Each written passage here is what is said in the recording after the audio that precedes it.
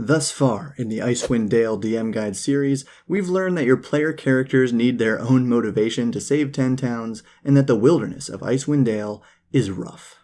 So share this one with your players, because we're talking about character race, background, class, and those dark secrets to create compelling characters for Rime of the Frostmaiden. And I'm bringing in Steve Pankatai, author of the Icewind Dale Player Primer, to help us design immersive character backstories. Let's do this.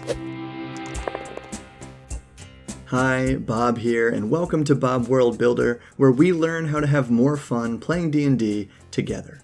And that's getting even easier, because now each Icewind Dale DM guide will be published as a one-page reference PDF available 1 week after the video to all Bob World Builder patrons.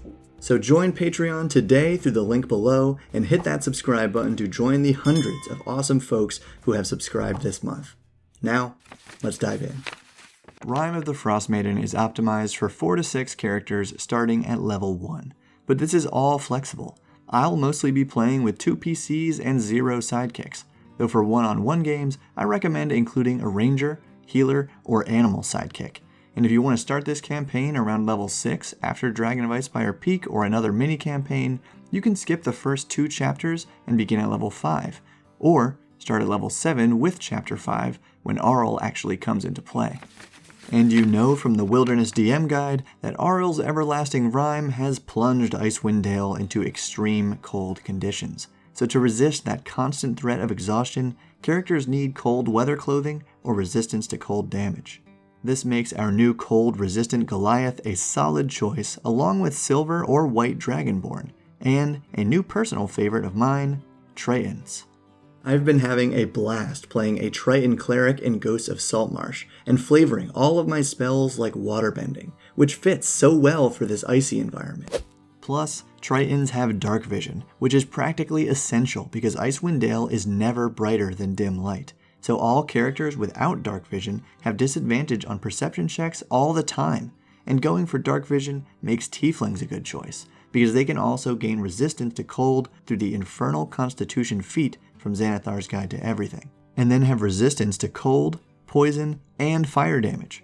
Or you can go for superior dark vision with the Deep Gnome, Dwergar, or Drow, which my fiancée Grace is using in our campaign, and even kobolds, because sunlight sensitivity is not a problem here.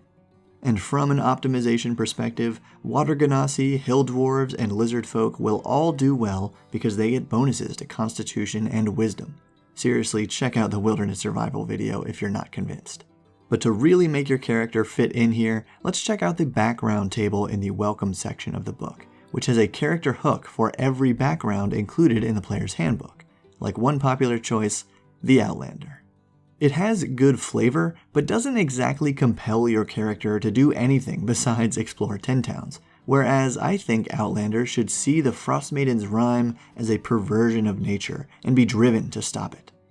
Icewind Dale is also known for harboring criminals, but this background mentions 2 cities with little to no 5e content, and suggests even less motivation to stand out and be a hero. So I would go with Waterdeep or Neverwinter, because I know of a nice little supplement about that city, and have the character be driven to protect their new life in 10 towns at all costs. So without going into every background, your character needs either a drive to protect the wildlife or people of Icewind Dale, or some spiritual motivation to keep the Frostmaiden in check. And to develop your character's intrinsic motivation to end the rime, we turn to the Icewind Dale Player Primer. The Player Primer is designed to help create characters that feel centered in a region. So for Icewind Dale, there's all sorts of information on the region, the 10 towns, the other cities in the area. There's a map, and there's also tables that are customized based on the Heroic Chronicles system developed in Explorer's Guide to Wildmount. And all of these are engineered to help you make a character that feels like they're meant to be in a region and have a deep connection to it, so that when you play a campaign, you have a character reason to be there.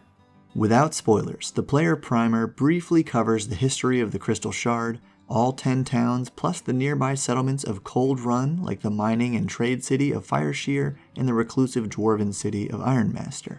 It summarizes important factions like the Arcane Brotherhood, Followers of Auril, and the nomadic Reged tribes. And the main reason you should check it out, the Character Chronicle. With over 15 tables, 5 new background variants, and 20 additional character secrets, the Chronicle system can be used to inspire you or randomly determine a character's backstory and motivation. You'll determine their home region, background, social status with allies and rivals, their home settlement, family size and relationships, fateful life moments and favorite food, mysterious secrets, and omen inspirations to drive your character toward a goal. The Chronicle system is great for building compelling characters in any campaign, and perfect for building a homebrew campaign around your character's backstories. So I highly recommend checking out the Icewind Dale Player Primer and its companion adventure, Song of the Mountain. As always, you can use the affiliate links below to support the creators and this channel. And hey, another easy way to support the channel, give this video a thumbs up if you're finding it helpful. Thanks. Now, we're about to talk about those dark secrets. So if you're a player and you don't want to know what secrets your fellow adventurers might be hiding, use the timeline to skip to the section about classes at the time right here. Alright, so these secrets are included to foment mistrust among the party. So first, it's good to ask your players if they think this will be fun. Assuming they will, the book then recommends having each player draw a random card and discarding the secret if it's a bad fit. This part is crucial because it won't be fun if you force a player to take on a secret that doesn't really align with their concept for their character. But if they're down for anything, you can have each player draw twice for extra secrets, and I recommend this regardless because some of the secrets are just not that exciting. Better yet, I encourage you to review all of the secrets, which we're about to do. Then have your players privately share their backstory or their own secret ideas with you. So you can simply give them one or more secrets that make sense for their character. Now, let's check them out. Alagondar Scion only works for humans, half-elves, or half-orcs, and it means Lord Protector of Neverwinter, Daggle Neverember, will send an assassin to kill the character. So you could make that assassin an important NPC, or even another character in the party playing a long con. A character with the Doppelganger secret can be a real asset once the secret is out, but apparently the people of 10 towns will freak out and try to kill them, so they shouldn't tell everyone. Drist Fan is self-explanatory, and only cool if you plug Drist into the adventure somewhere, but it's worth it if one of your players loves the R.A. Salvatore novels. The elusive paramour is also hunted by an assassin, but for love, not bloodline, and by an invisible stalker, which can truly attack your party anytime, anywhere, so be sure to use this when they least expect it. Escaped Prisoner is a perfect hook for the Id Ascendant quest location in Chapter 2, where the party investigates a crashed ship belonging to adorable gnome-sized mind flayers. A character with the Littlest Yeti secret was raised by and is basically a party liaison for Yetis, so at some point you simply must use one of the Yeti encounters from Chapter 2. Midwinter Child gives the character a boon from the Frostmaiden, but remember, the Frostmaiden can also taketh away. Old Flame is fun, but really all of your characters in every campaign should have some kind of contact like this secret provides. So you can make it more interesting by deciding the secret lover is one of the important NPCs of this campaign. Orcstone provides a temporary sidekick, so it's great for low-level solo players and for connecting this campaign to Dragon of Icespire Peak or Lost Mine of Phandelver. Owlbear Whisperer is what every player character wants, so I say give this one pretty freely. Now, Pirate Cannibal is a genuinely dark secret to seed the location of the loot-laden Dark Duchess pirate ship in Chapter 2. Reged Air provides a royal edgy backstory and an awesome were-polar bear contact, so definitely one that you should use in your game. Reincarnation, however, really missed the point. Rather than a humanoid, I would totally use this as a way for a character to play an awakened plant or beast, because there are an unusual amount of awakened creatures in this campaign.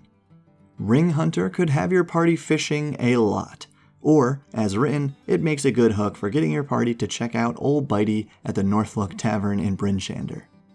Runaway Author also threatens your character's life, but can make them friends with the Knights of the Black Sword in Caer Dineval.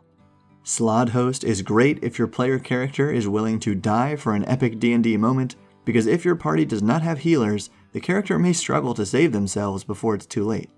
and Spy provides a contact and faction to deliver important information to your party. But there's no danger in being discovered, so instead of the Harpers, I would use the Zentarum or an even more nefarious organization from this campaign.